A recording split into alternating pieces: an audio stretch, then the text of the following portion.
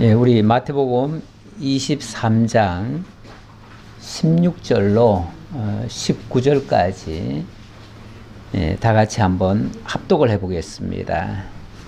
화 있을진저 눈먼 인도자여, 너희가 말하되 누구든지 성전으로 맹세하면 아무 일 없거니와 성전에 금으로 맹세하면 지킬지라 하는도다. 어리석은 맹인들이여, 어느 것이 크냐? 그 금이냐? 그 금을 거룩하게 하는 성전이냐?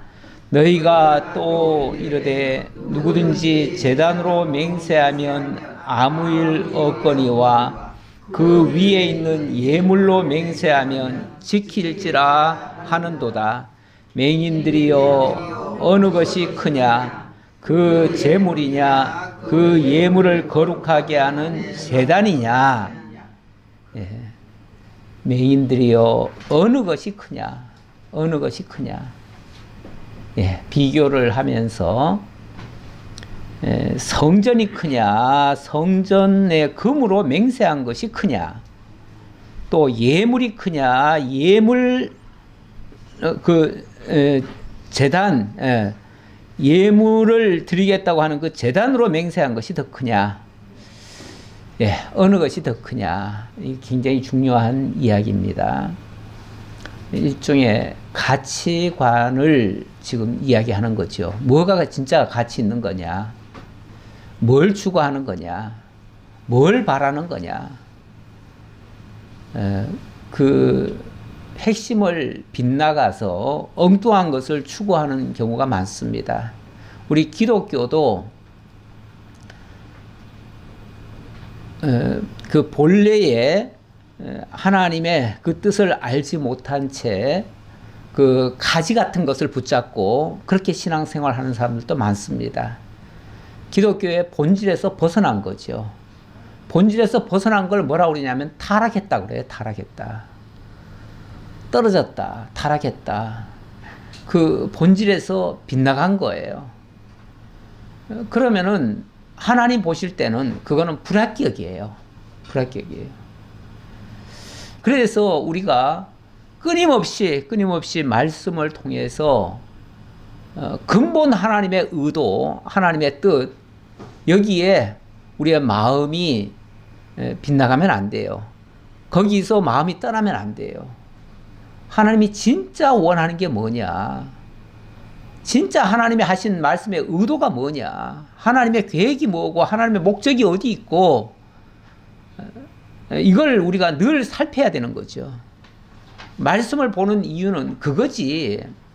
그 말씀 통해서 당장 내가 뭔가 뭐 큰 이득을 얻는 거, 여기는 뭐 금 얘기했는데 그 금이 왔다 갔다 한다 그러면은 이거는 문제가 심각한 거죠. 그건 빗나간 거예요. 그런데 화 있을진저 눈먼 인도자여, 너희는 정말 눈이 멀었다. 어디에 눈이 멀었는지 모르겠어요. 어디에 눈이 멀었을까요? 예, 황금에 눈이 멀은 것 같아요.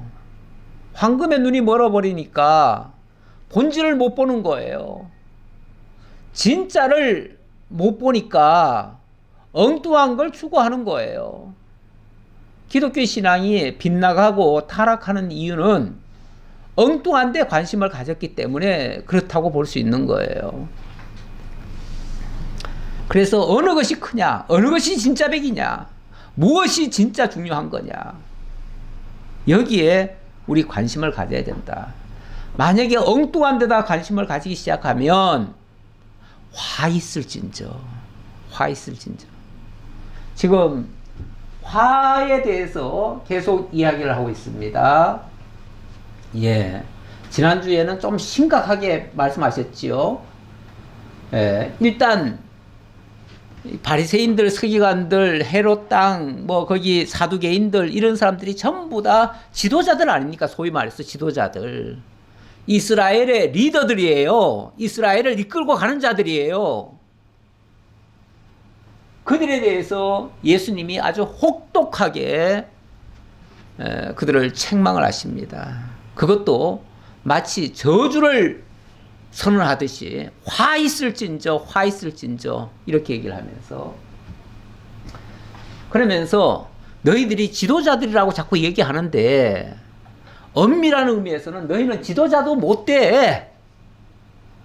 지도자도 아니야. 너희는 진짜 지도자는 그리스도 한 분뿐이야.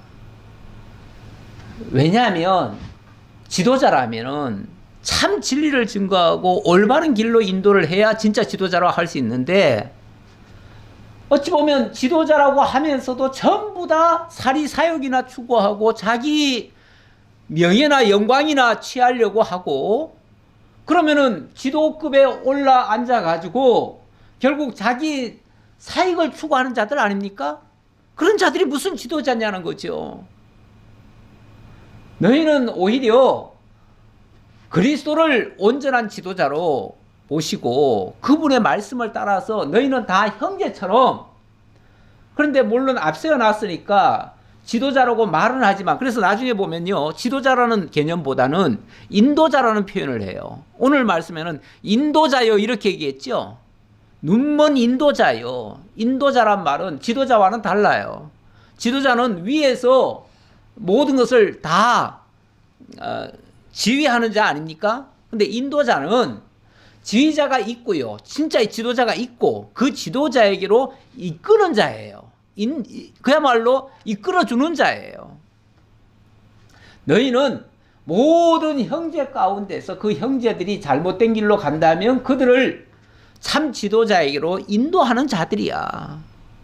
그런데 너희가 참 것을 모르니까, 진짜 추구해야 될 걸 모르니까, 진짜 하나님의 뜻을 모르니까 그들을 이끌어다가 참 지도자에게 인도하는 것이 아니라 엉뚱한 것을 추구하게 만드니까 이거야말로 맹인된 인도자가 아니냐. 인도자는 인도자인데 맹인이 아니냐. 눈을 감고 인도하는 거나 다르지 않지 않느냐. 눈을 감고 인도한다면 결국은 자기도 길을 제대로 못 가고 남들도 길을 못 가게 만드는 꼴이고, 자기가 만약에 구렁텅이에 빠지면은 남들도 같이 구렁텅이에 끌고 들어가는 꼴이 돼버려요. 그러니까 이렇게까지 표현을 했지요. 너희는 문을 걸어 잠궈 놓고 자기도 못 들어가면서 남들도 못 들어가게 한다. 좀 더 심하게는 배나 더 지옥 자식 만든다. 교인 하나를 얻고자 해가지고 산을 넘고 물을 건너서 온갖 노력을 다해서 교인을 만들어 놓고는 그들을 배나 더 지옥 자식이 되게 만든다. 그리고 어디다가 목적을 두고 있는지 그냥 돈에 급급해가지고 심지어는 과부의 가산을 삼키고 외식으로 길게 기도하고, 겉으로는 종교인인 척 그렇게 엄청나게 기도도 많이 하고 뭐도 많이 하는 것 같이 하면서 실질적으로는 그 가련한 자들의 가산을 삼키는 그런 일들까지 했다. 그래서 지난주까지 제1화 천국문을 사람들 앞에서 닫고 자기도 못 들어가면서 남들도 못 들어가게 하는 일, 거기에 대해서 책망을 냈고요. 가부의 가산을 삼키고 외식으로 길게 기도하는 일, 이거는 종교 생활은 거창하게 하면서 실질적으로는 자기 사리 사욕만 취하는, 종교의 이름으로 자기 영광을 취하는 그런 일들, 거기다가 결정타는 교인 한 사람 그렇게 힘들게 만들어 가지고는 결국은 배나 더 지옥 자식이 되게 만드는 이런 거에 대한 아주 신랄한 책망을 하셨지요. 책망을 하셨어요.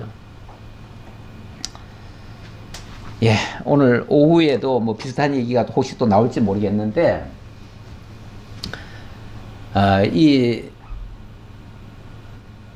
지도자가 그 낮은 자들, 자기 소속 하에 있는 자들을 비난하고 신란하고 막 책망하고 저주하고 이렇게 하는 것은 옳지 않습니다.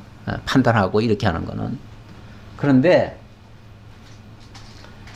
지도자가 만약에 잘못된 길을 갈 때는 지도자는 사실은 좀 비판을 받아 마땅합니다. 가끔은 보면은 비판하지 말라, 책망하지 말라, 막 이런 말씀 때문에 우리가 일체 지도자들이 잘못을 하든지 뭘 하든지 간에 판단하지 말아라, 막 이렇게 말하는 경우가 있어요. 그런데 쉽게 말하면 윗사람이 아랫사람을 비판하면 안 돼요. 왜냐하면 가르치는 자가 제자들을 막 비판을 해버리면, 아니 자기가 가르쳐야 될 원래 그런 사람들 아닙니까? 원래 배워야 될 사람이고 원래 모르는 사람들 아닙니까? 모르는 사람을 가르치는 자가 잘 가르쳐서 모르는 걸 알게 하는 것이 옳지, 그들을 왜 비판을 합니까?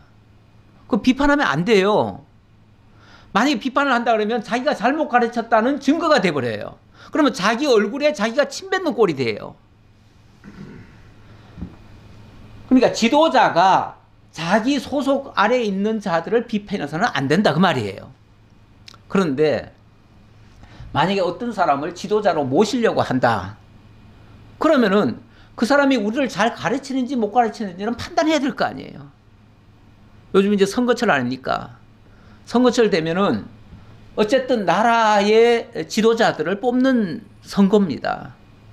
그럴 때 그들이 잘하는지 못하는지 비교도 해봐야 되고 평가도 해봐야 되고 판단도 해봐야지요. 그래서 잘못하는 거에 대해서는 비판도 좀 해야지요. 그래야 올바른 지도자를 좀 뽑을 거 아닙니까? 그나마 우리가 뭐 다 옳은 판단은 다 못하겠지만 그래도 남들이라도 비판하는 것을 경청하고 그것의 옳고 그름을 분별해가지고 그런 차원에서는 분별하고 판단하고 이렇게 하는 것은 나쁜 게 아닙니다. 그거는 그래서 공적인 지위에 있는 자는 비판받아 마땅합니다. 비판해야 돼요. 공적에 있는 자는 특히. 왜냐하면 남에게 영향을 많이 끼치잖아요. 그 사람 한 사람의 잘못으로 인해 가지고 모든 사람이 다 망할 수도 있잖아요. 그러니까 엄격한 잣대로 평가를 해야지요. 분별을 해야 되고요. 그러나 지도자 된 사람이 자기 아래에 있는 사람을 비판해서는 안 됩니다. 절대로 안 됩니다. 그거는. 이런 지금 이 바리새인들, 서기관들, 제사장들을 비판하는 예수님의 모습에 대해서 제가 지금 얘기하다 보니까 그 얘기를 한 건데, 오늘 우리도 그거는 좀 분별해야 됩니다. 예수님이 이렇게 비판했으니까 우리도 막 아무나 막 비판해도 된다, 이런 차원으로 한 말이 아니에요. 지도급에 있는 자이기 때문에 비판받아 마땅하다는 얘기예요. 예, 그런 차원이고, 어쨌든 지난주까지는 세 가지 화에 대해서 얘기를 했는데 앞으로 총 8가지의 화를 얘기할 겁니다. 그러니까 이제 계속해서 점점 더 무서운 이야기가 나올 수 있어요. 예, 좀 비판 받는 이야기가 나와요. 물론 지도급에 있는 자들이 비판을 받아야 마땅한 거예요. 어린 성도들, 우리 예수님의 특징에서 보면요, 예수님의 그 표현에서 보면 어린 성도들을 향해서 비판한 적이 없습니다. 전혀. 또 죄인들을 함부로 예수님이 정죄하고 심판하지 않습니다. 오히려 그들은 나도 너희를 정죄하지 아니하노니 하면서 그들을 감싸줘요. 그런데 지도급에 있는 자들은 아주 냉정하게, 정말 혹독하게 비판을 하셔요. 예, 그 의도를 좀 잘 이해하셨으면 좋겠고요. 자, 오늘 내용은 16절부터 22절까지 헛맹세하게 하는 맹인된 인도자들을 책망하신다. 헛맹세하게 한다. 엉뚱한 걸 추구하게 만들고 엉뚱한 걸 하게 만든다, 그 말이죠. 그러면서 내용 속으로 들어가 보니까, 내용 속으로 들어가 보니까 성전으로 맹세하는 것과 성전의 금으로 맹세하는 것, 어느 것이 크냐 이렇게 얘기를 했고, 또 제단으로 맹세하는 것과 그 위에 있는 예물로 맹세하는 것, 어느 것이 크냐 이렇게 얘기를 했는데, 이걸 제대로 분별해서 안 가르친다면 그런 사람을 향해서 뭐라고 그러냐면 눈먼 인도자요, 너 엉뚱한 거 지금 추구하게 만든다, 그 말이죠. 인도자니까 당연히 그쪽으로 끌고 가는 자 아닙니까? 끌고 가는 자인데 지도자라고 소위 말하면서 사실은 지도자의 능력은 못 갖췄으면서 그러니까 너희는 형제다. 형제 중에서 주님께로 인도할 인도자다. 이 정도로 얘기를 한 건데 그들이 스스로 자기네들이 스승이라고 생각하니까 백성 위에 군림하는 자라고 생각하니까 지도자라고 자칭 얘기하니까 그렇다면 너희들은 맹인들이다. 어리석은 맹인들이요. 이렇게 얘기를 하면서 자 이제 이런 얘기를 했는데 이제 맹세의 중요성을 제가 한번 구분을 해봤는데 재물이 큰 거냐 제단이 큰 거냐 성전이 큰 거냐 하늘이 큰 거냐 하나님이 큰 거냐 당연히 이쪽으로 갈수록 더 큰 거죠. 더 큰 거죠. 그리고 보면 재물은 제일 밑바닥이에요. 그런데 이 지도자들이 가장 크게 관심을 갖고 있는 거는 이 재물. 그 다음에 성전도 아니에요. 성전도 아니고 그 성전에 드리겠다고 하는 금 거기에 관심을 갖고 있더라 그 말이지. 물론 신앙생활에 물질이라고 하는 것이 없을 수 없습니다. 당연히 있게 돼 있고 그것이 어떤 면에서는 신앙의 척도일 수도 있어요. 경우에 따라서. 항상 그게 바로 직결은 안 되지만 정말 믿음으로 하는 일이면 그것이 신앙의 척도가 될 수도 있어요. 그런 의미에서 성전에서 드리고자 하는 금, 오늘날로 말하면 그게 일종의 연보 아닙니까? 물론 이 당시는 또 뭐 11조나 이런 것도 있고 헌물도 있고 이런 것이 있으니까 그걸 다 총칭해서 한다고 할 수 있지만 어쨌든 관심이 딴 데 있는 거죠. 뭐 옛 말에 제사보다 제밥에 관심이 있다 이런 말이 있죠. 예, 옛날에 무속 종교에서는 그 제사 행위도 제사를 집전하는 자도 어찌 보면은 일종의 샤만들도 종교 지도자들 아닙니까? 그 당시로 말하면. 근데 그들이 제사를 드리는데 제사 그 자체 정성을 드리다기보다도 거기에 올려진 그 제밥에 관심을 더 둔다 그 말이죠. 그러니까 그 제밥을 가지고 어떻게 하느냐, 어떻게 올려놓고 나중에 어떻게 먹느냐, 그거 가지고 더 관심을 갖는데 오늘날 교회도 혹시 만약에 그렇게 가기 시작한다면 이거는 빗나가는 거다. 진짜 중요한 것은 하나님이고 또 하나님의 나라고 하나님의 성전이고 하나님의 제단이고 거기서 제물이 드려지는 거예요. 그 제물은 어떤 면에서 가장 차원 낮은 거예요. 여기에서 말하자면 물론 제물도 굉장히 중요한 거긴 하지만 그러나 그 본질에서는 사실은 좀 떨어져 나온 거예요. 가장 중요한 핵심에서는 좀 떨어져 나온 거예요. 그런데 그 성도들로 하여금 교인으로 하여금 하나님께 맹세하게 하나님의 나라를 추구하게 하나님의 성전에 열심 내게 이렇게 하는 것이 아니고 재물을 어떻게 드리느냐 재물을 내느냐 안 내느냐 가지고 따지고 이렇게 하고 있었다 그 말이죠. 이런 것들이 중요성을 모른 채 엉뚱하게 맹세하는 것과 같다 그런 말이에요. 예, 이거는 로마서의 말씀은 또 이거는 사도 바울의 이야기인데 지도자들이 엉뚱한 것을 추구하게 만든다 그 얘기를 하느라고 써놓은 거라서 제가 좀 가져와 봤습니다. 유대인이라 불리는 내가 율법을 의지하여 하나님을 자랑하며 율법의 교훈을 받아 하나님의 뜻을 알고 지극히 선한 것을 분간하며 맹인의 길을 인도하는 자요 어둠에 있는 자의 빛이요 율법에 있는 지식과 진리의 모범을 가진 자로서 이런 것을 다 배우고 듣고 알고 있으면서 그 말이죠. 있으면서 어리석은 자의 교사요 어린아이의 선생이라고 스스로 믿으니 예. 그러면서도 자기네들은 마치 내가 선생이다, 내가 지도자다 그러면서 이렇게 하고 있으니 그러면 다른 사람을 가르치는 네가 네 자신은 가르치지 아니하느냐?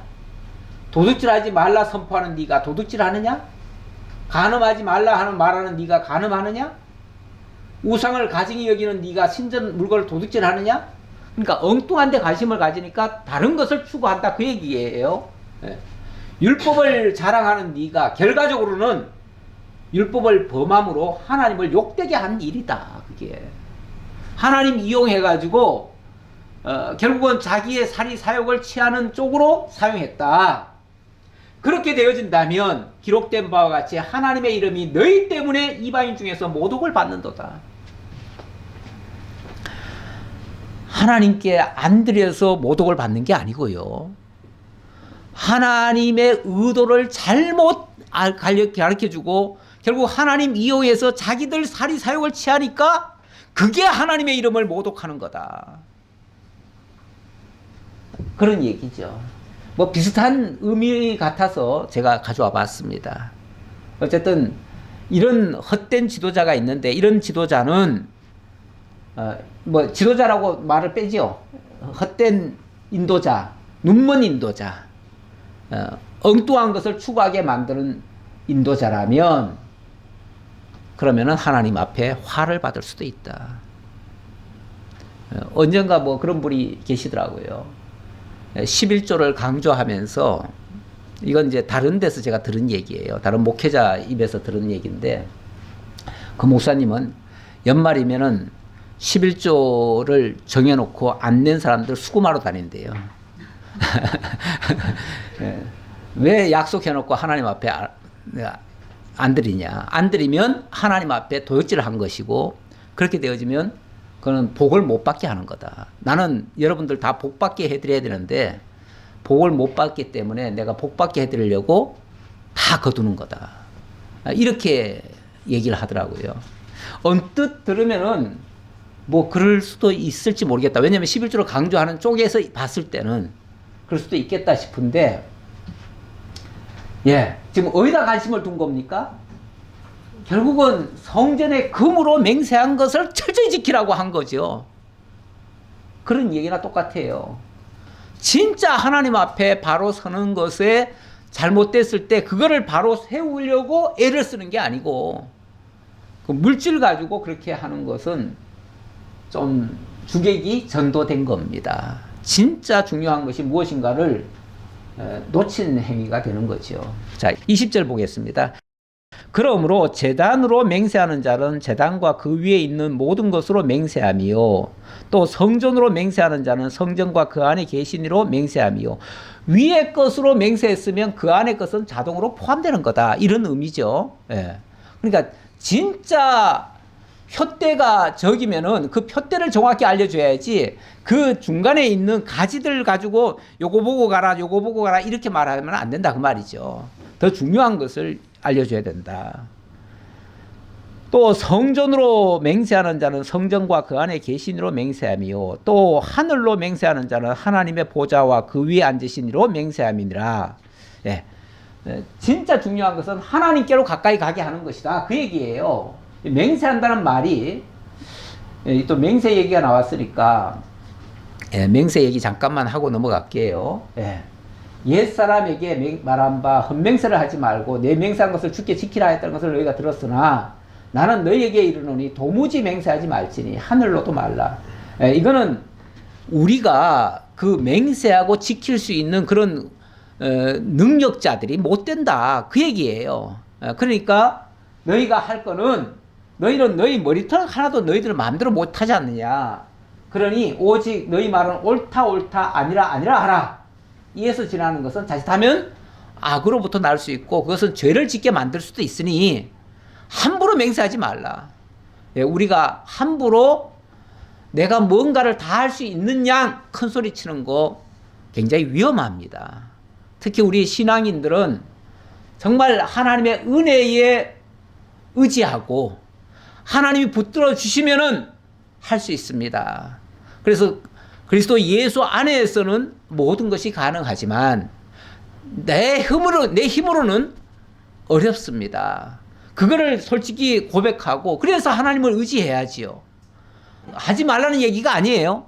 이 말씀을 또 잘못 들으면은 너희들은 아무것도 할 게 없어. 왜냐하면 너희들 능력 없으니까. 이렇게 들으면은 안 되고요. 내게 능력 주시는 자 안에서 모든 것을 할 수 있느니라. 사도 바울이 또 그렇게도 얘기했잖아요. 그러니까 하나님이 능력 주시면 우리가 할 수 있어요. 다만 내가 하겠다는 소리 하지 말고 하나님을 의지해서 하라. 그 차원에서 한 말이에요. 우리는 철저히 하나님 의지해서 해야 되고 하나님 붙들고 해야 되죠. 무슨 일이든지 하나님 의지하면서. 그러니까 맹세를 한다고 해도 하나님 의지하라는 차원에서 해야지 내가 뭘 하겠다 이런 소리 하지 말라 그 소리죠. 그러니까 원래 뭐 성전의 금으로 맹세한다, 성전을 맹세한다, 뭐 그 위에 있는 예물로 맹세한다 똑같은 소리예요. 그런 것은 우리가 맹세해도 사실은 잘 못 지키고요. 함부로 맹세도 하지 않는 것이 낫고요. 하나님 힘 주실 때 그냥 최선을 다하는 게 가장 바람직해요. 그런데 우리가 뭔가 정하지 않고 목표가 없이 하면은 이게 일이 안 되잖아요. 그래서 우리가 목표를 정하기도 해요. 때로는 목표 정하는 게 나쁜 건 아니에요. 그러나 전제가 있죠. 하나님 의지하면서 하나님 능력 주시기를 바라면서 하나님 하시면은 할 수 있습니다. 하나님의 능력 믿고 합시다. 이렇게 할 수는 있다 그 말이에요. 그걸 맹세까지는 한 건 아니에요. 맹세까지 한 건 아닌데 그건 하나님 의지한 거죠. 자, 그런 차원에서 우리가 하면 된다라는 얘기고요.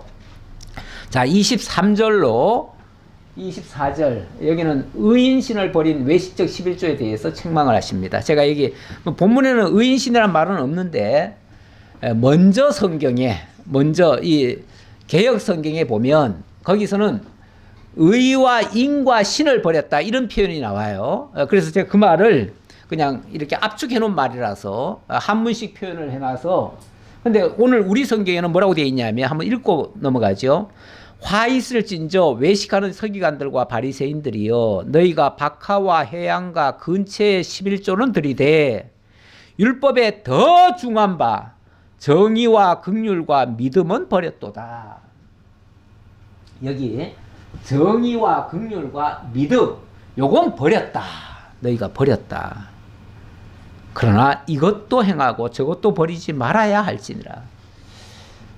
여기 11조는 앞에서 뭐라고 표현했습니까? 너희가 박하와 해양과 근처의 11조는 들이되 박하와 해양과 근처의 11조를 드렸다. 어찌 보면 이런 것들은 좀 사소한 것일 수도 있어요. 정확한 의미인지는 모르겠으나 제가 느끼기에 우리가 텃밭에서 우리 정지사님 농사 짓듯이 조그마한 밭 그냥 마련해가지고 거기서도 농사를 지어요. 그거 그냥 푸성기 뜯어서 먹기 위한 거 아닙니까? 그렇게 하면서도 그것조차도 다 일일이 계산해가지고 다 11조를 드려요. 유대인들이 그랬다 그 말이에요.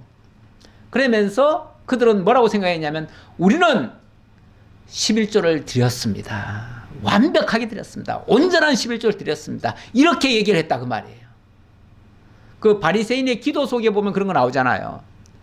하나님, 우리는 일에 2번씩 금식하고요.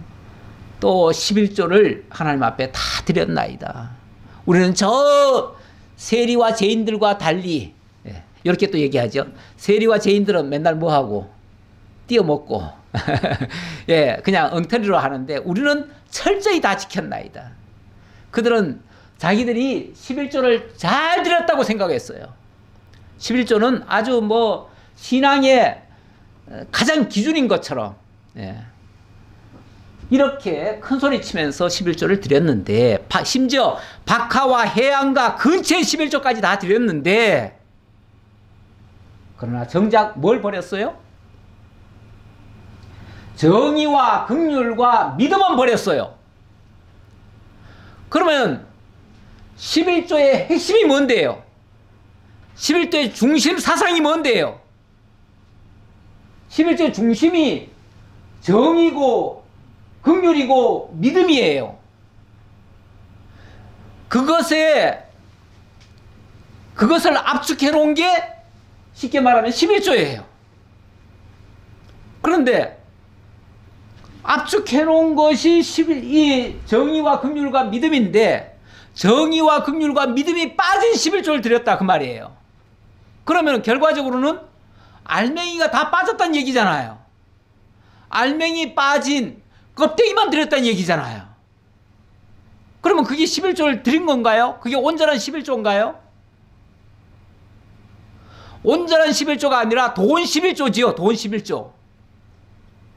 돈 11조는 맞기는 맞는데 그게 하나님 앞에 온전히 상달되는 그런 11조냐 그 말이에요. 이 정의가 의고 긍휼이 인이고 믿음이 신이에요. 그래서 제가 의인신이라고 압축적으로 표현을 해놓은 거예요. 한문식으로 표현해 놓은 거예요. 결국 11조의 핵심은 의인신이에요. 의인신인데 그게 빠진 11조라면 그거는 껍데기 11조였다. 껍데기 11조는 하나님이 안 받으셔요.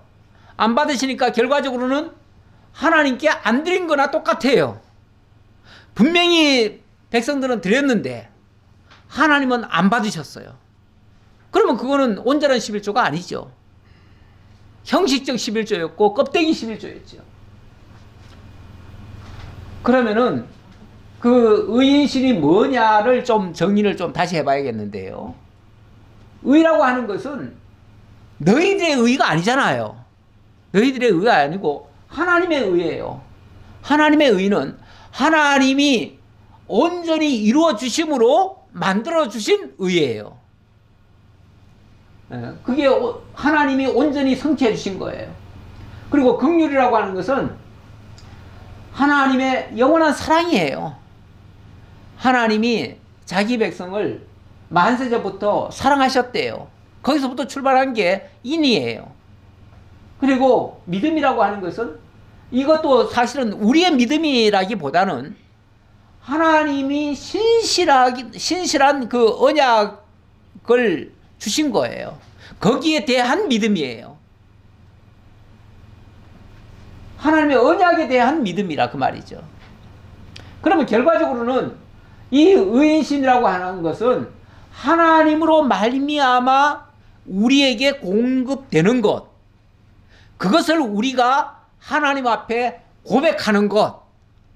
다시 말하면 엄밀한 의미에서는 이 의인신은 하나님이 우리에게 주신 거예요.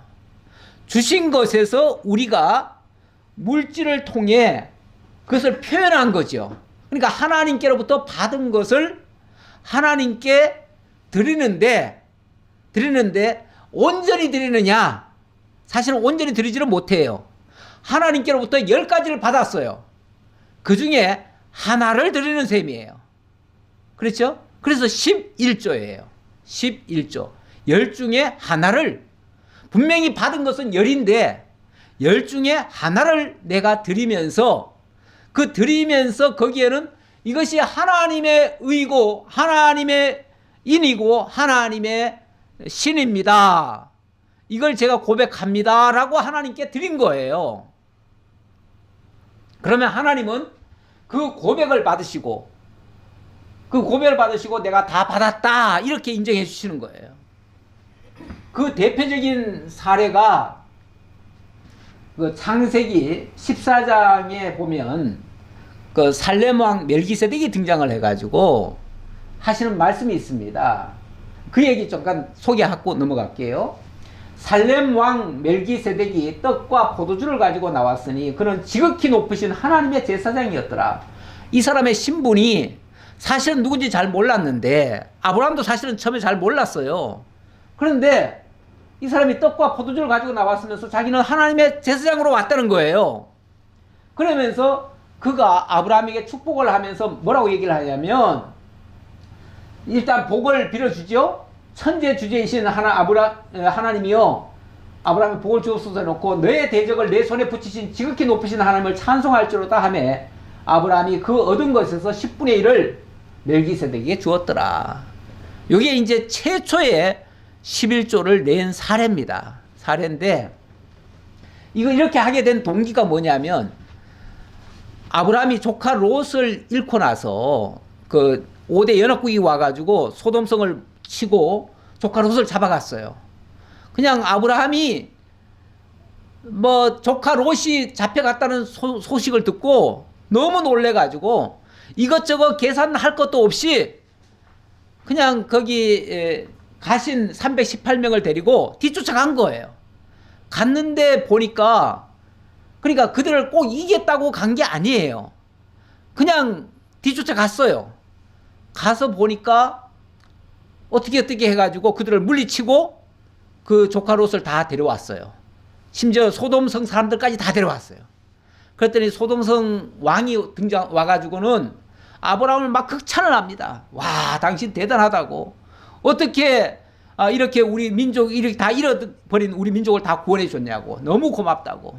그러면서 이 사람들은 내 백성이니까 나에게 돌려주고, 그리고 여기서 탈취한 이 재물은 전부 다 당신이 탈취했으니까 당신이 다 가져가시라고. 그러면서 아브라함에게 그 모든 공을 돌리면서 그 재물을 다 주는 거예요. 그러니까 그때에 멜기세덱이 딱 등장해가지고 하는 말이, 너가 승리한 것은 너가 승리한 게 아니고 하나님이 너에게 이렇게 복을 주어서 승리케 한 거야. 그래, 약속대로 승리케 한 거야. 하나님의 능력이야. 그러니 네가 취한 그것에서 10분의 1을 하나님께 돌리면서 하나님께 영광을 돌려. 하나님을 찬양해. 이렇게 얘기를 한 거예요. 그래서 하나님을 찬송하면서 이 모든 영광을 하나님께 돌렸다 그 말이에요. 돌리면서 그 얻은 것에서 10분의 1을 멜기세덱에게 주었다. 그랬더니 멜기세덱이 그 재물을 가지고 뭘 한 거예요? 하나님께 제사를 드린 거예요.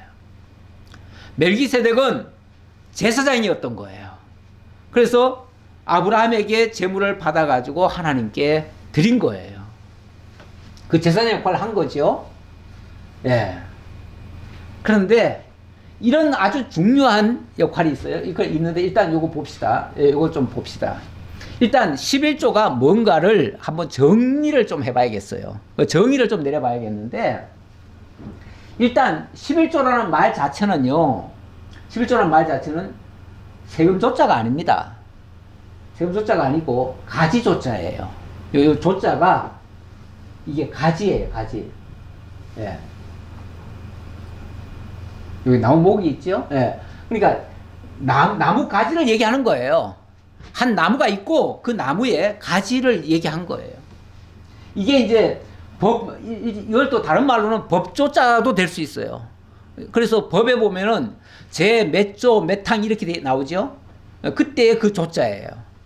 그러니까 이거는 하나님께 10분의 1을 구별하는 법, 이렇게도 얘기할 수 있어요. 그러니까 11조가 제가 왜 세금조자가 아니라고 말했냐면, 우리가 그냥 11조 그러니까 뭐로 생각이 들어요?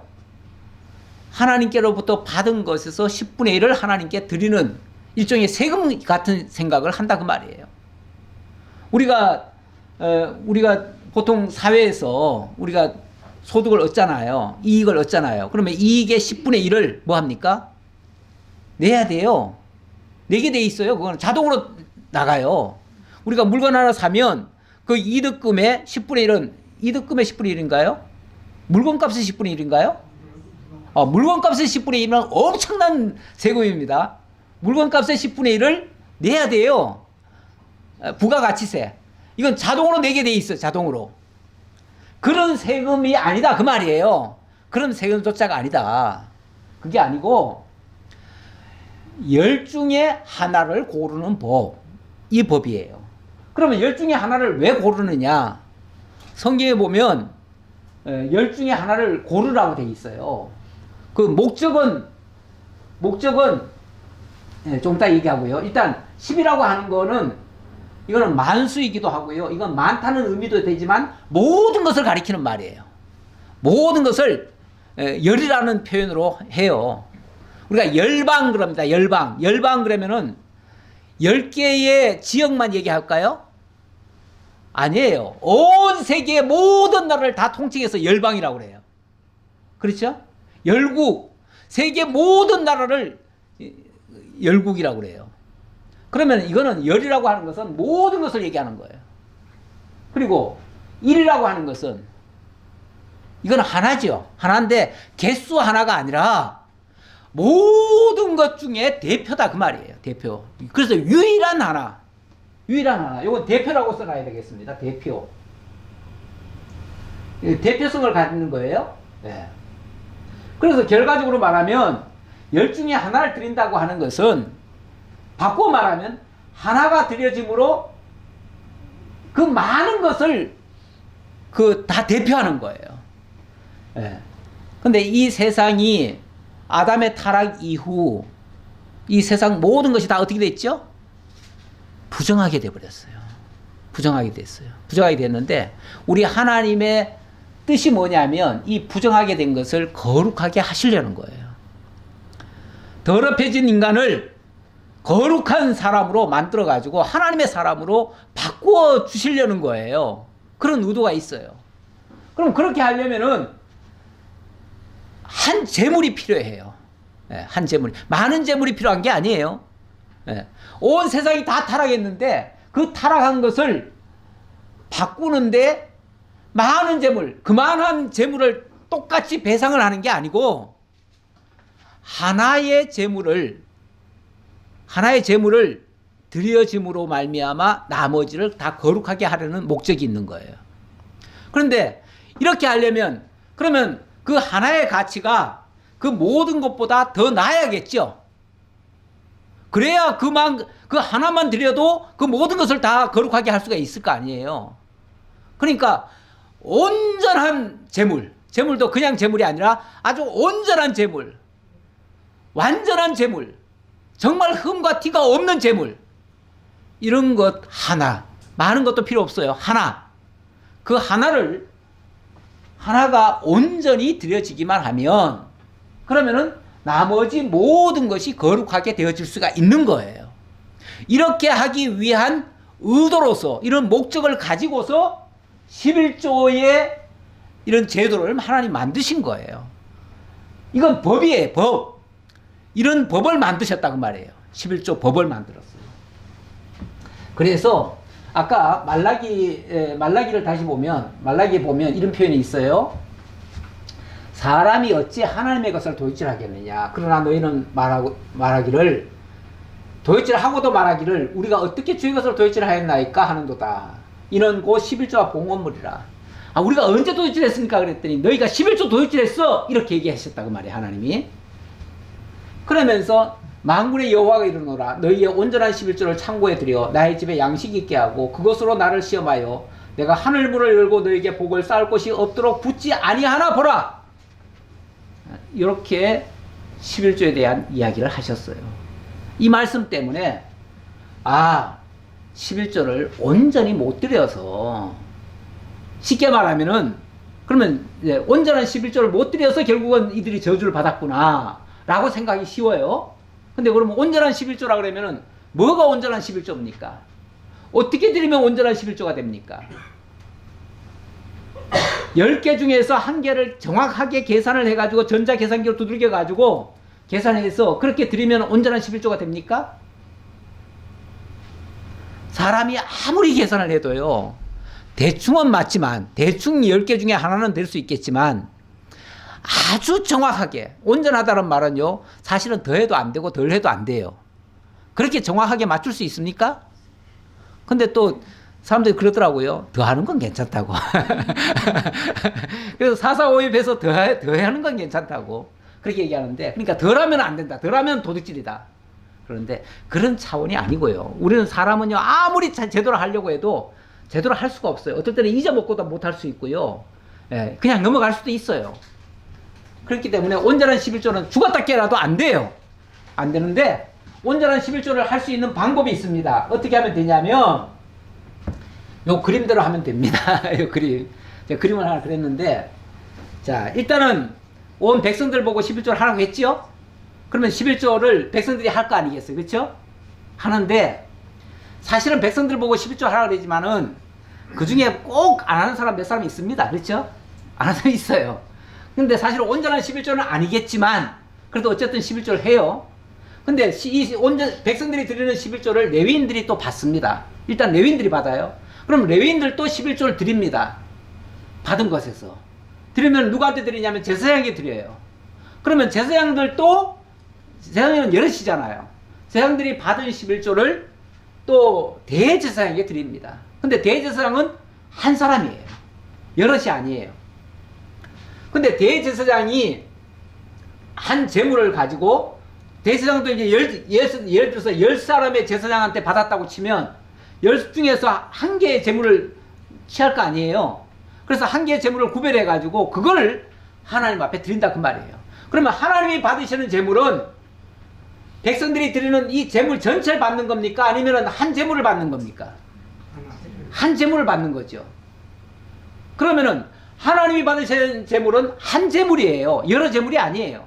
그런데 한 재물이긴 한 재물인데, 중요한 것은 이 대제사장이 만약에 온전한 재물을 드렸으면 하나님도 온전히 받으시겠죠. 그런데 만약의 경우 대제사장이 잘못 드리면 그럼 무효가 되겠죠. 무효가 돼요. 그러니까 엄밀하게 말하면 바꿔놓고 생각해보면 하나님이 상대하는 재물은 대제사장의 재물 하나밖에 없어요.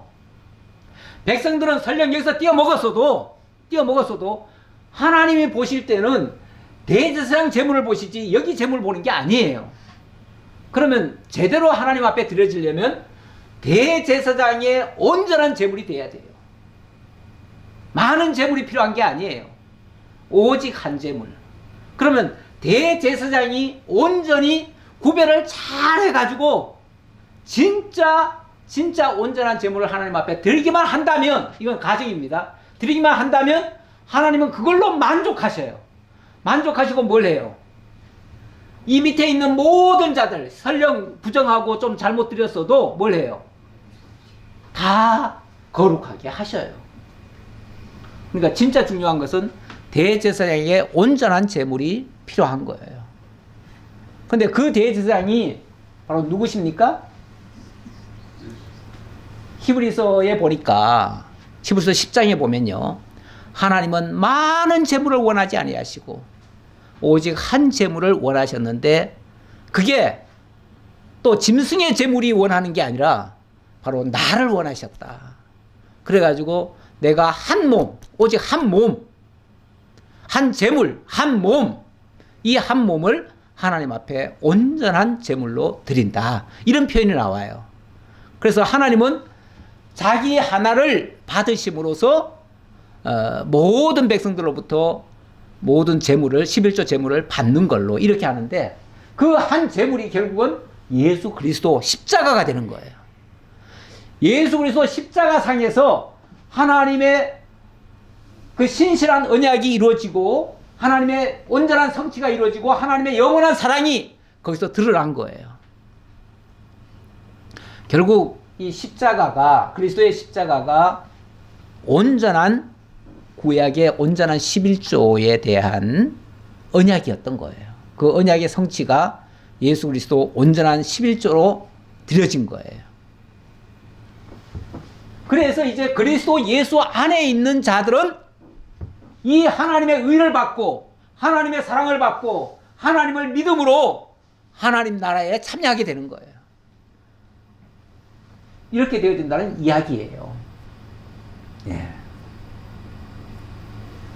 예, 오늘 진도는 더 못 나가겠네요. 로마서 8장 1절 말씀 가져왔습니다. 그러므로 이제 그리스도 예수 안에 있는 자에게는 결코 정죄함이 없나니, 이제 그리스도 예수 안에 있는 자는 이제 의롭게 됐다 그 말이에요. 그리고 하나님의 사랑의 대상이 되었다 그 말이에요. 하나님의 사랑의 대상인 하나님의 자녀가 되어버린 거예요. 그러니까 그 하나님의 그 신실함을 깨달은 자들이 그 하나님을 믿고 고백하는 거예요. 그게 오늘날 우리가 온전한 제물을 하나님 앞에 드리는 거나 마찬가지. 그래서 이제는 하나님이 우리에게 요구하시는 것은 물질적, 아까 말한 그 성전의 금으로 요구하시는 게 아니고 너희 몸을 산 제사로 드리라 이렇게 얘기하죠. 우리 이제 산 제사로 하나님 앞에 드려야 되는 건데, 그래서 이제 우리 몸이 이제 그리스도 예수 안에서 온전해지고 거룩해지고, 그리고 거기서 안에 있는 자에게는 결코 정죄함이 없어요. 더 이상. 왜냐하면 이미 의롭다라고 칭해줬으니까. 이는 그리스도 예수 안에 있는 생명의 성령의 법이 죄와 사망의 법에서 너희를 해방하였습니다. 이제 우리가 그 죄와 사망, 이 제물이 드려지게 된 것도 사실은 그 죄와 사망 때문에 드려진 거거든요. 그 이전에는 제물이라는 개념이 없었습니다. 그래서 거기서부터 이제 해방이 된 거예요. 율법이 육신으로 말미암아 연약하여 할 수 없는 그것을 하나님은 하시나니, 결국 하나님이 하신 겁니다. 죄로 말미암아 자기 아들을 죄 있는 육신의 모양으로 보내어서 그 예수에게 죄를 정하시고 우리의 죄를 그쪽으로 넘겨주시고, 그리고 육신을 따르지 않고 그 영을 따라 행하는 우리에게 율법의 요구가 이루어지게, 하나님의 의가 이루어지게 하셨다고 말이죠. 그래서 육신을 따르는 자는, 그럼에도 불구하고 여전히 육신을 따르는 자는 육신의 일을, 영을 따르는 자는 영의 일을 생각하나니, 만약 여전히 육신의 생각을 한다면 그는 사망 쪽으로 가는 거고, 영의 생각을 하는 자는 생명과 평안으로 갈 것이다. 이렇게 말씀하셨습니다. 기도하겠습니다. 아버지 감사합니다. 바리새인들에게 주어졌던 그 외식하는 것, 또 화에 대해서 말씀해 주시고, 하나님 앞에 온전히 드려지는 온전한 11조가 그리스도로 말미암아 이루어졌다는 사실 깨닫게 해주셨습니다. 이제 우리가 그리스도 안에 있기를 원합니다. 그리스도의 지도를 받기를 원합니다. 그리스도의 인도 따라 주님이 가시는 그 길까지 우리도 안전하게 갈 줄을 믿습니다. 그 믿음 가지고 남은 여생 힘차게 살아갈 수 있는 저희 모두가 되게 하옵소서. 감사드렸고 예수님 이름으로 기도하옵나이다. 아멘.